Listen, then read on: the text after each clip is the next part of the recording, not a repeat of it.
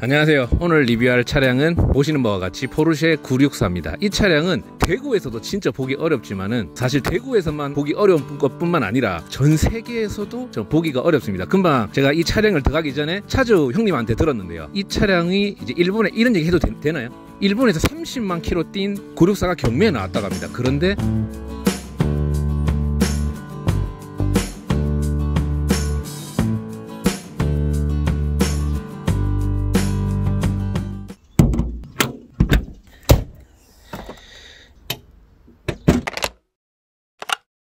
이 차량이 13만 뛰었다 했죠. 13만 뛴 이 차량보다 더 비싸게 팔렸다고 합니다. 이게 왜냐하면 이 차보다 컨디션이 더 좋거나 해서가 아니고 그만큼 전 세계적으로 이 차량 물량이 점점 떨어지는 추세여서 제가 993까지 봤을 때 901이랑 911G랑 그리고 964, 993을 봤을 때 가장 적게 팔린 모델이더라고요. 그래가지고 아마 그 당시에는 뭐 적게 팔렸지만 왜 적게 팔린지 모르겠어요. 이렇게 예쁜데. 그런데 지금은 전 세계적으로 물량이 가장 적다 보니까 그만큼 대접을 받고 있는, 아마 요즘에도 이쪽을 보시면 물론 개구리 눈처럼 이렇게 올라와 있긴 합니다. 요즘 차들도. 그런데 이 차량은 993에 비해서도 월등히 올라와 있습니다. 그런데 사실 모르는 사람이 봤을 때는 60년대나 70년대나 이 차량이 나오는 80년대랑 비슷해 보일 수도 있어요. 그런데 이 964를 자세히 보면 다른 차에 비해서 이 앞부분이 가장 윤곽이 좀 뛰어난 차량인 것 같습니다. 그래서 이렇게 보시면 진짜 개구리 같이 보이죠. 이 포르쉐는 개구리라는 별명을 가지고 있어서 그래서 그런지 이 개구리는 제 기준에서는 가장 예쁜 개구리가 아닐까 싶습니다. 그리고 이 차량 964를 만들면서 포르쉐에서는 뭐 범퍼류 이런 것 빼고는 거의 80% 이상 90% 가까이 새롭게 개발을 해서 이 차량을 만들 만큼 굉장히 신경을 썼다고 합니다. 이 로고도 좀 더 좀 다크한 게 세월이 지나서 다크해졌는지 모르겠지만은 저는 이쪽이 더 좀 클래식해서 예쁜 것 같습니다. 그리고 이 차량이 이런 고무 몰딩이라든지 그리고 이런 몰딩 상태를 보면 사실 올드카에는 이런 몰딩이라든지 이런 플라스틱 부분을 정말 보존하기가 쉽지가 않은데 영상에 보시는 것처럼 지금 굉장히 깨끗하게 가까이서 봐도 출고된 지 얼마 안 된 것처럼 이제 깨끗하게 이 차량이 보존이 되어 있습니다. 실내로 들어가기 전에. 그리고 이 차량이 앞부분만큼이나 매력적인 게 여기에 떨어지는 루프 라인이, 아마 포르쉐를 좋아하는 사람이면 어쩌면 전면부도 있겠지만은 이렇게 떨어지는 루프 라인이 너무나 매력적이어서 달리면 이게 버튼이 스포일러 형식으로 이렇게 올라오지만은 올라오지 않는 상태가, 저는 예전에는 스포일러가 올라온 상태가 예쁘다 생각했는데 이 루프 라인이 보면 볼수록 너무 매력적인 거예요. 그래서 저는 이 부분을 전면부보다 더 제 개인적으로는 좀 높이 평가하는 부분입니다. 그리고 이 뒷라인을 보면 뭔가 턱을 툭 내밀고 있는 그런 느낌이잖아요. 뭔가 퉁명스러운 느낌인데 이것마저도 굉장히 귀엽습니다. 그리고 이 차량은 제가 첨부를 할 텐데요. 여기에 바로 엔진이 들어가 있습니다. 바로 엔진이. 그래서 이 차량을 작업을 하려면 형님께서 가지고 오셔서 뭐 가스캔류를 교환을 한다고 리프트를 띄운 걸 봤었는데 엔진이 바퀴 바로 옆에 있습니다. 그래서 보통 작업은 이 차량이 너무 매력적이지만 이 정비성만큼은, 이 정비에 대한 비용만큼은 엔진을 내려야 하는 그냥 고비용 이런 게 좀 들어가지고 일반 사람들한테는 조금 접근하기가. 대구에도 964 수동을 타시는 형님이 있어요. 이번에 검은색인데 그 차량 리프트를 올리고 그 형님은 정비를 한 300~400만 원이면 끝나지 않을까 했다가 지금 거의 2천만 원 가까이 정비가 나온 상황일 만큼 포르쉐는 한번 올리면 어떻게 보면 제 기준에서는 운이 좋으면 몇백도 아니고요. 정비할 게 좀 많다 하면 1000만 원이 훌쩍 넘어가는 것 같습니다. 근데 사실 이 차는 저도 처음 가져왔을 때가 올해 초였죠. 그때 봤을 때 저 현주 형님이랑 같이 봤잖아요. 깜짝 놀랐어요. 왜냐하면 제가 봤던 포르쉐들은 이상하게 다 너무 깨끗하고, 그런데 이것도 역시나 너무 깨끗해서 저는 보통 이제 가지고 오면 어디를 보냐 하면 이런 몰딩 부분을 많이 봐요. 왜냐하면 저도 올드카를 자꾸 타다 보니까 이 부식된 부분이 많더라고요. 그런데 사실 이렇게 가까이서 보면 너무 깨끗하게 보존이 돼 있어서 아마도 이런 포르쉐 964를 가지고 가시는 분이라면 당연히 이렇게 컨디션을 유지를 해야 되는 것 같아요. 왜냐하면 이 차량의 가치가, 제가 처음 이 포르쉐를 알았을 때는 1억이 안 됐었어요. 그런데 지금 최근에 나온 매물들을 보면 1억이 안 되는 매물이 없습니다. 다 1억이 넘어가는, 오토든 수동이든 그만큼 고가의 이 차량은 어떻게 보면 카테크, 우리가 주식을 투자하고 부동산을 투자하는 것처럼 여유 자금이 있으면 심지어 이런 차량을 투자한 과 동시에 이제 투자 수익을 마이너스를 보기에는 진짜 어려운 종목 중에 하나라는 거는 제가 진짜 여윳돈만 있으면 당장 리뷰를 끝나고 가지고 가고 싶을 정도로 저는 너무 이 차량이 좋습니다. 그리고 사실 이 휠이 어쩌면 포르쉐에 들어가서 예뻐 보일 수도 있겠지만은 이게 RS 휠입니다. 이게 순정, 이 까레라2 순정 1은 요 인치보다 한 인치 작다고 하는데, 그런데 이 RS 휠이 들어가 있어서 예쁩니다. 그리고 이거 도색한 거 아니죠?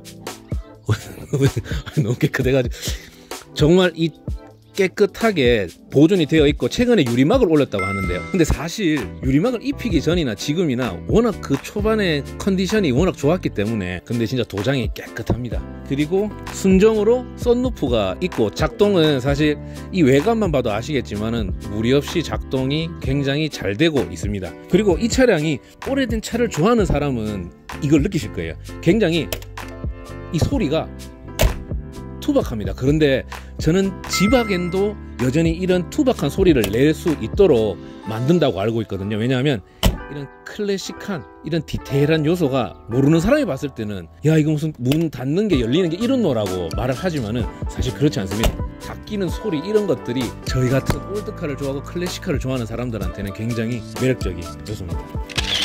제가 이 차량이 결정적으로 반하게 된 계기가 딱 3개가 있다면 뒤태, 앞태, 그리고 주유구가 여기에 있습니다. 수많은 스타들이 포르쉐를 타면서 여기에 주유를 하면서 대기하는 거를 파파라치한테 찍히는지 아니면 같이 온 사람한테 찍히는지 모르겠지만은 너무 멋있어서 그때부터 정말 저의 로망이 된, 어쩌면 그 장면 하나가 저를 다른 짓 안 하고 정말 오직 차만 좋아할 수 있게끔 계기 중에 하나가 요거라고 생각을 합니다. 형님 근데 여기서 주유 넣을 때 형님은 이제 감흥이 좀 없을란가요? 이거 좋지. 아무래도 주유감. 그러니까 이 핫차감 주유감 플러스 주유감까지 이 포르쉐 964는 정말 좋은 것 같습니다. 주유구 한번 열어볼게요. 주유구요? 주유구 어디서 열어요? 아하, 핸들 왼쪽에 하나 딱 당기면 보이시죠? 이런 식으로 열립니다. 커버가 하나 더 있네요. 커버가 하나 더 있고 빨간색 주유 캡이 이런 식으로 나옵니다. 진짜 저에게는 굉장히 의미가 있는 부분입니다. 그리고 이 사이드 스텝도 보면 순정인데 마치 뭔가 RS 휠이 들어갔다고 했잖아요. 그런 것처럼 뭔가 고성능 버전 바디킷이 들어간 느낌으로 이렇게 색으로 잘 구분이 되어 있는데, 그러면 만약에 수리를 할 거면 이거 다 따로 부속이 나올 수도 있겠네요. 이런 면은 좋습니다. 그리고 트렁크 앞은 요 트렁크 여는 부분에 이렇게 열면 되는데, 요거 아시는 사람은 아시겠지만 처음 보는 사람들은 좀 앞에 트렁크가 있네. 보통 우리는 뒤쪽에 트렁크가 있고 앞쪽에는 엔진이 있잖아요. 근데 이건 RR 방식이기 때문에 뒤에 엔진이 있고 여기 앞에 트렁크가 있어서 이것도 어떻게 보면 포르쉐를 타는 멋 중에 하나인 그런 부분이라고 생각하시면 되고요. 트렁크 안에 보시면 아시겠지만 요즘은 우리나라 차들도 보면 이런 수리킷이 있지 스페어 타이어는 없거든요. 그런데 이런 식으로 스페어 타이어랑 공구가 있고 배터리도 앞에 있네요. 저랑 같은 배터리 있습니다. 이런 식으로 이거를 당겨서 할 수 있고 여기도 수납 공간이 있고, 이런 모습들이 저같이 처음 차를 좋아하는 사람들 그리고 포르쉐를 처음 접한 사람들한테는 굉장히 매력적인 부분이었습니다. 그리고 여기에 레버를 당겨서 엔진룸을 열 수가 있는데요. 여기 안에 3600cc의 엔진이 수평대양 엔진이 들어가 있습니다. 와, 근데 정비하려고 하면 진짜 요 윗부분 같은 경우 정비를 하려면 그래도 그나마 엔진을 안 내리고 할 수가 있겠지만은 사실 첨부된 영상을 보시는 것처럼 웬만한 작업들은 엔진을 내려서 작업을 해야 돼서 아마 이런 차량을 정비를 하려면 전문적인 포르쉐를 그리고 공랭을 한번 만져본 메카닉이 있는 카센터나 정비 공장을 찾으셔서 가는 게 좋을 것 같습니다. 서울에는 뭐 스피젠이라는 굉장히 유명한 곳이 있고, 여기서 어떻게 설명할 부분도 없나요? 이거는 이번에 에어컨 보충하면서 알았는데 네. 이 에어컨을 이제 요즘에 요거요? 구냉매가 네. 안 나오다 보니까 신냉매로 이제 개조를 해서 전차주 일본에 있는 사람이 개조를 해놓은 상태입니다. 그래서 신냉매가 들어가서 뭐 생각보다는 그래도 시원하게. 괜찮아요? 근데 이게 그나마 직관적인 애라, 딴 차는 제가 탔던 차량은 하나는 여기 있고 하나는 저 안쪽에 있고 이랬거든요. 근데 이거는 바로 앞에 있네요. 이런 식으로 엔진이 가득 차에 숨어 있는 듯한 느낌이 저는 들었습니다. 그리고 이 차량은 이 차량 까레라 2고 보통 저는 까레라 2가 나오고 4가 나올 줄 알았는데 보니까 까레라 4가 먼저 나오고 959라는 포르쉐 중에 슈퍼카급에 속하는 그런 포르쉐 고성능 버전의 구동 세팅이라고 해야 되나? 그 구동 세팅을 집어넣는 차량이 먼저 나오고, 그리고 뭐 어떤 데는 89년도 어떤 데는 90년도 가는데 그 다음에 까레라 2가 나온 걸로 알고 있습니다. 근데 이쪽 열이 안으로 들어가면 운전할 때 열은 좀 많이 들어오겠네요. 많이 안 들어와요. 실내로 한번 들어가 보겠습니다. 자, 실내로 한번 들어가 보도록 하겠습니다. 자, 이렇게 들어가 보시면 이 하단에 도어 캐치가 이렇게 있습니다. 그리고 제가 이 손이 닿는 부분 보이시죠? 이 부분은 섬유로 되어 있어 갖고 요즘 차량은 좀 다르죠. 그리고 여기 수납 공간도 있고, 그리고 세단처럼 이렇게 커버를 들리면 이렇게 수납 공간이 보여지기도 합니다. 그리고 가죽 상태를 보시면 아시겠지만 굉장히 관리가 잘 되어 있죠. 그리고 제가 이 부분은 윈도우를 열고 닫고 할 수 있는 창문 개폐 버튼입니다. 그리고 포르쉐의 매력 중 하나인데요, 계기판이 다 독립적으로 되어 있습니다. 하나, 둘, 그리고 셋, 그리고 넷, 그리고 5개로 이렇게 독립적으로 나눠져 있고요. 그리고 대시보드는 이런 식으로 뭐 클래식하게 되어 있고요. 그리고 핸들을 한번 잡아볼게요. 핸들을 한번 잡아보면 굉장히 빡빡하게 되어 있고, 그리고 포르쉐 레터닝이 되어 있습니다. 그리고 양쪽에는 크락션 버튼이 있고요. 그리고 이제 송풍구가 있는데 송풍구 앞에 턱이 되어 있습니다. 이게 대시보드 하단 부분인데요. 그리고 굉장히 빡빡하게 되어 있고요. 그리고 보시면 여기 키가 좌측에 있습니다. 보통 우측에 있죠. 포르쉐의 특징 중 하나입니다. 그리고 송풍구는 그냥 90년대 스타일로 되어져 있습니다.